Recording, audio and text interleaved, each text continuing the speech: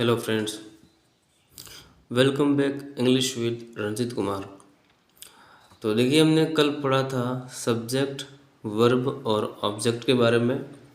उसमें हमने देखा था सब्जेक्ट के टाइप्स देखे थे और साथ साथ में ऑब्जेक्ट के बारे में डिटेल से पढ़ा था, लेकिन एक हमने बीच में छोड़ दिया था, वो था वर्ब। तो यहाँ पर हम देखेंगे आज अपने वर्ब के बारे में, यानी कि छोटा सा एक टॉपिक है यहाँ पर बीच में पढ़ना, इसलिए क्योंकि इसके बिना यहाँ पर अभी आगे टेंस बढ़ेगा नहीं, क्योंकि टेंस यही है जो वर्ब की फॉर्म बताता है। यदि हमें वर्ब के बारे में ही पता नहीं है तो फिर हम आगे टेंस पढ़ने से कोई मतलब नहीं है इससे। और इसका मतलब ये है कि हमें वर्ब के बारे में जानकारी लेनी है। तो फर्स्ट ऑफ ऑल वर्ब की हमने परिभाषा देख ली कल कि भाई क्या है, कार्य का होना या फिर किसी व्यक्ति, वस्तु या स्थान की स्थिति या फिर पोजीशन का भाव जहाँ पर आता है वो वर्ब में आता है। इसके अलावा देखा जाए तो वर्ब के प्रकार कितने हैं, टाइप्स कितने हैं, वो तो उनकी अलग स्थिति थी। ये अपने टाइप के बारे में देख लेते हैं कि उनके काम के आधार पर ये कितने भाग में बांटी गई हैं। तो ये जो टाइप्स है वो दो भाग में, यानी कि दो प्रकार के इनके टाइप है। यदि पूछा जाए कि वर्ब के कितने प्रकार है तो आपको बताना है दो प्रकार है। सबसे पहला जो उनका आधार जो है वो उपयोगिता, मतलब ये क्या काम आते हैं, यानी कि पहला जो हम देखा जाए इसमें हमें डाल देना है कि काम के आधार पर। किसके आधार पर? ये काम के आधार पर, यानी कि काम के आधार पर जो क्रिया है उसको दो भाग में बांटा गया है। इसका पहला जो प्रकार हो जाएगा वो हो जाएगा इसका मेन वर्ब। मेन वर्ब का मतलब, मेन का मतलब मुख्य और वर्ब का मतलब क्रिया। इसका मतलब ये हो गया कि यहाँ पर ये जो है वो मुख्य क्रिया है। इस पर किसी भी वाक्य में जो क्रिया आती है दो आती है, एक होती है मुख्य, एक होती है सहायक। मुख्य क्रिया वह होती है जिसमें कार्य होता है, कार्य होता है या फिर स्थिति को दर्शाया जाता है, वो यहाँ पर जो है वो मुख्य क्रिया है। दूसरी जो वर्ब है यहाँ पर वो है हेल्पिंग वर्ब। हेल्पिंग वर्ब का मतलब हो गया अपने सहायक क्रिया। अब ये दोनों जो क्रिया है दोनों में अंतर यही है उनके काम को लेकर। ये मुख्य जो क्रिया है वो अपने वाक्य में अपना मुख्य किरदार निभाती है, और जो सहायक क्रिया है वो वाक्य में मुख्य क्रिया की सहायता करती है, ताकि इसके माध्यम से पता चल सके कि जो मुख्य क्रिया है उसका समय क्या है।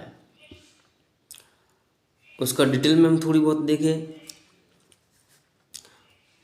ये नोट्स मेकिंग पर चल रहा है अपना पूरा का पूरा स्टडी, तो इसलिए आप भी साथ साथ में अपना पेन पेपर लेकर थोड़ा बहुत लिखा करिए, ताकि यहाँ पर तो नोट्स आपके नोट्स के हिसाब से पढ़ाई हो रही है, लेकिन साथ साथ में आपको खुद को भी याद होना ज़रूरी है। आप ताकि बार बार अपने जो कन्फ्यूज़न है उसको कन्फ्यूज़न को दूर करने के लिए आप अपने नोट्स को देखते रहें।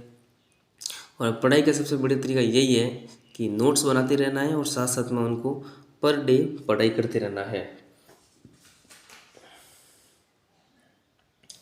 तो यहाँ पर मेन जो वर्ब है उसका मतलब ये है कि क्रियाबोधक शब्द जो अपने व्यक्तिगत अर्थ व अस्तित्व हो, यानी कि क्रियाबोधक शब्द जो होते हैं, क्रियाबोधक जिससे क्रिया का बोध होता है, क्रिया का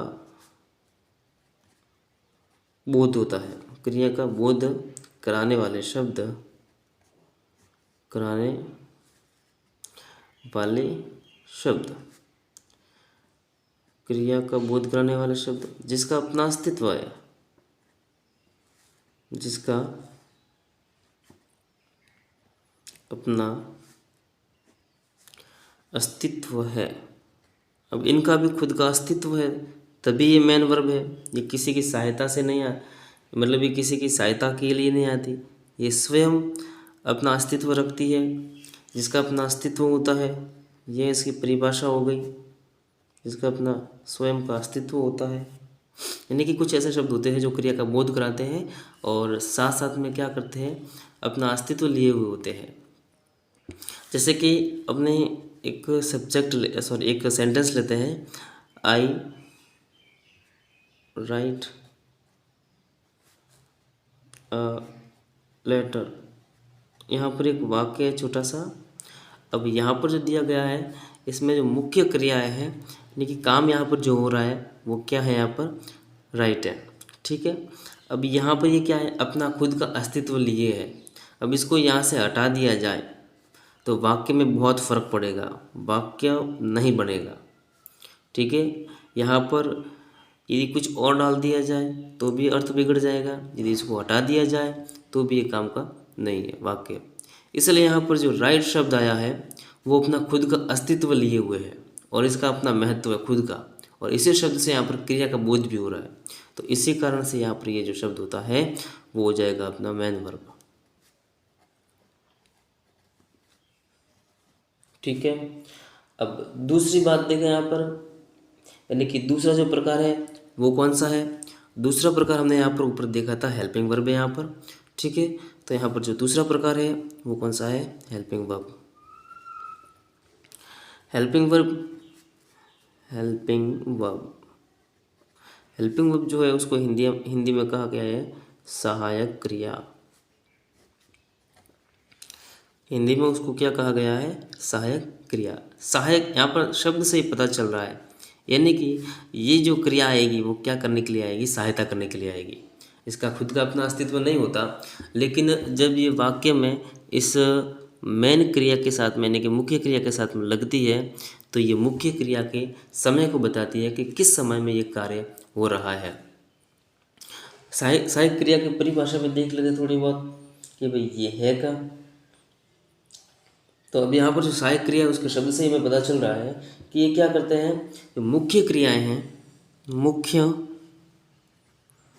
मुख्य क्रियाओं को सहायता देने के लिए वाक्य में क्या करते हैं, मुख्य क्रिया को सहायता देती है, यानी कि देने के लिए, सहायता देने के लिए, सहायता देने के लिए, ताकि क्या पता चल सके हमें, एक प्रकार से एक पता चल सके कि उसका जो निश्चित अर्थ क्या है, जिससे हमें पता चल सके कि भाई इसका निश्चित अर्थ क्या है, निश्चित अर्थ, और साथ साथ में उसका क्या पता चल सके, यहाँ पर उसको पहचान, निश्चित अर्थ एवं पहचान। मुख्य क्रियाओं को सहायता देने के लिए एवं निश्चित अर्थ, जिसमें सहायता क्या हो रही है उसकी, उसको एक तो निश्चित अर्थ दिया जा रहा है और साथ साथ में उसकी पहचान की जा रही है, पहचान देने के लिए। यहाँ पर उसको पहचान दी जा रही है इन हेल्पिंग वर्ब के द्वारा, और साथ साथ में उसको निश्चित अर्थ भी दिया जा रहा है। अब इसके लिए एक अपने एग्जाम्पल देखेंगे। एग्जाम्पल देखने के साथ साथ में यहाँ पर पता करेंगे कि यहाँ पर हेल्पिंग वर्ब जो है वो क्या काम कर रही है। तो इसके लिए एक एग्जाम्पल है कि Indra is writing a letter.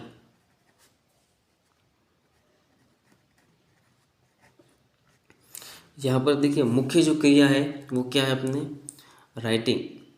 अब यदि ये इस वाक्य से हटा दिया जाए तो उसका पूरा जो सेंटेंस है उसका पूरा अर्थ बिगड़ जाएगा। तो यहाँ पर ये तो हो गई अपनी मुख्य क्रिया, लेकिन इसके साथ साथ में एक और जो शब्द आ रहा है, एक और वर्ड जो आ रहा है उसकी जो हेल्प करने के लिए, वो यहाँ पर है अपने इज। अब इज जो है वो यहाँ पर हेल्पिंग वर्ब कही जाएगी। ठीक है, क्योंकि ये इसकी सहायता कर रही है और यहाँ पर इसके इंडिकेट कर रही है इसके समय के बारे में, यानी कि समय के बारे में यहाँ पर इसको बता रही है। हमने यहीं पर आगे देखा था कि उसका निश्चित अर्थ दे रहा है।